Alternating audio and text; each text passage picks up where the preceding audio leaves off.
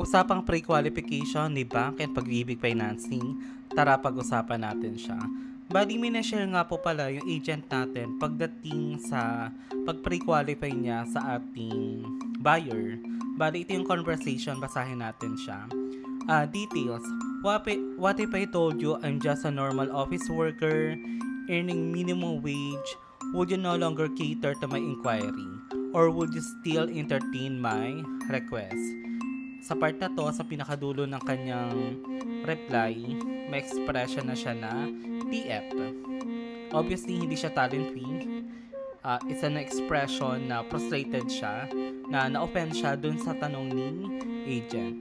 I think there was just a misunderstanding po. Asking about a client's work or estimated income is part of the standard process in real estate. So we can recommend properties that are more aligned with their budget and possible financing approval. To be honest, most of my clients are comfortable and confident discussing it because they genuinely want to find the right property for them.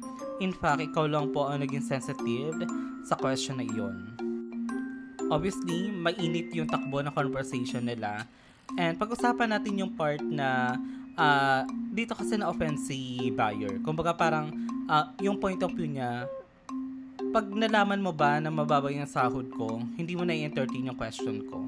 Ang naging sagot naman ni agent, summarize lang natin, pinapoint out niya na part ito ng pre-qualification process pagdating kay bank and pag-ibig. And to be honest with you guys, part talaga ng bank or pag-ibig financing yung alamin yung source of income ng applicant. Pagdating sa financing, madami tayong tinitingnan. Number one, ano yung source of income natin? Regular employee ba tayo? OFW? Business person? Professional?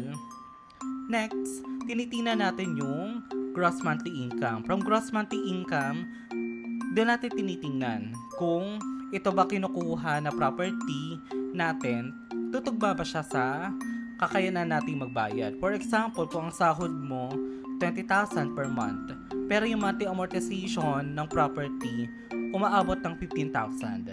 So basically, parang yung pagbabayad mo doon sa property na balak mo kunin, ano siya, almost 60 to 70% ng sahod mo. And kung titingnan mo siya ha, hindi lang naman yung hindi lang naman bahay yung babayaran mo. You have the living expenses.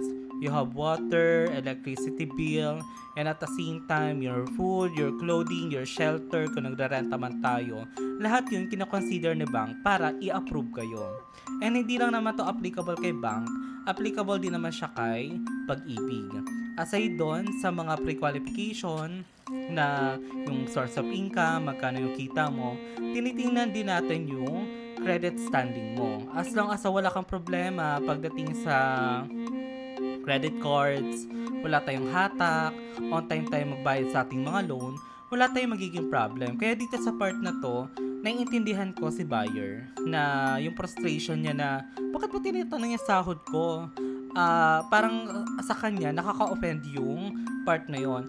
We have to consider na part ng bank and pag-ibig financing na alamin kung magkano ba yung kinikita ng isang buyer o ng ating applicant sa financing. Dahil si bangko hindi siya magpapahiram ng pera kung alam niya wala namang capacity na magbayad yung isang buyer. Kasi malaki yung chance na mapoforeclose yung property gawa nga ng hindi kaya ng income. O kaya naman, ipagpilitan natin na let's say, gusto mo talaga yung property, sige kakayanin ko naman po yan after 15 months. There is a possibility na makapromote ako. Paano pag hindi siya nangyari? Pero natuloy pa din tayo sa part na nagbabayad na tayo na down payment. Pero unang-una pa lang sa lahat, alam na natin na hindi natin kayang bayaran yung bahay. Lalo na pag pumasok siya kay pag-ibig or bank financing. Hindi ba mas nakaka-offend na ang gagawin ni agent, sige entertain tayo, i-convince tayo na bilhin mo yung property, mag-down payment ka na, and then mag-hope na lang tayo, magdadasal na lang tayo at the end of your down payment, tamas ng sahod natin.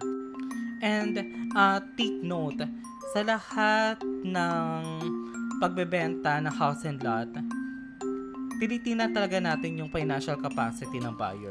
Because that way, as a broker, as an agent, ayun yung magiging golden compass natin kung ipapag-go ba natin si buyer. Kung ayun ba yung tama na property na magmamatch dun sa financial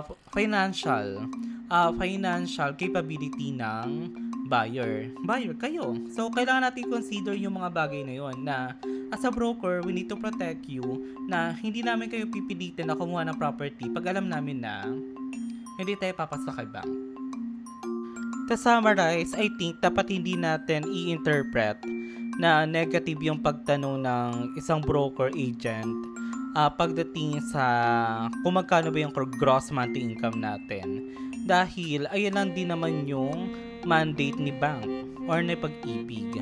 Kumbaga, that way, mapoprotection na namin yung pera na pinaghirapan nyo and at the same time, mataas yung chance of approval nyo pagtugma yung kinikita natin doon sa bibilihin nating property.